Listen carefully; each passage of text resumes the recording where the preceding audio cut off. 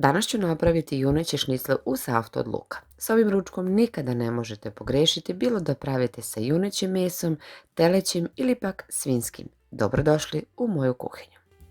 Juneće šnicle je potrebno isjeći ovako tanko, otprilike debljine jednog prsta. Zatim tučkom stanjiti meso kako bi bilo baš onako tanko.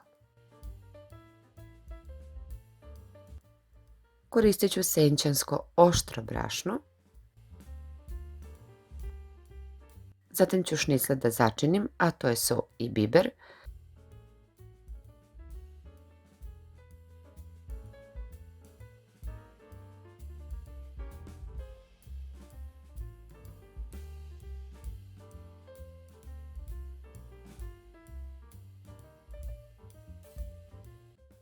Svaku šniclu uvaljati u oštro brašno.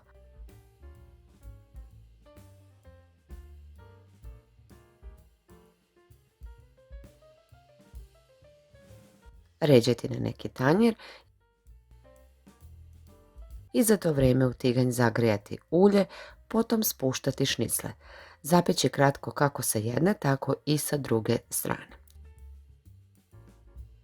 Šnicle se ne peku potpuno do kraja, koliko samo nekoliko minuta sa jedne i sa druge strane.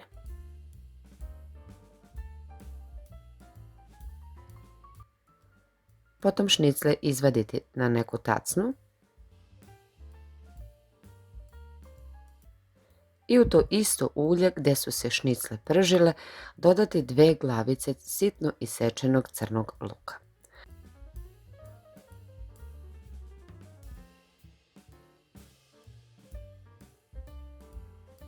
Kada je luk omekšao, spustiti preko luka šnicle.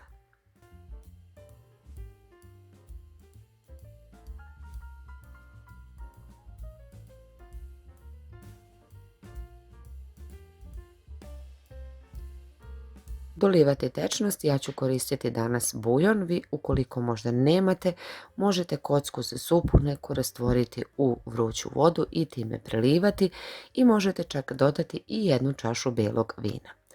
Ovo sve sada krčkati sat vremena na nekoj srednjoj temperaturi, ukoliko je potrebno po potrebi tečnost dodavati.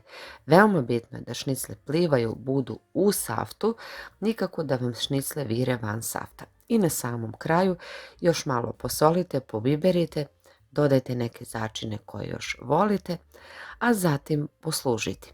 Ja sam ovaj put poslužila šnicle sa pire krompirom. Ja vam i ovaj put želim prijatno.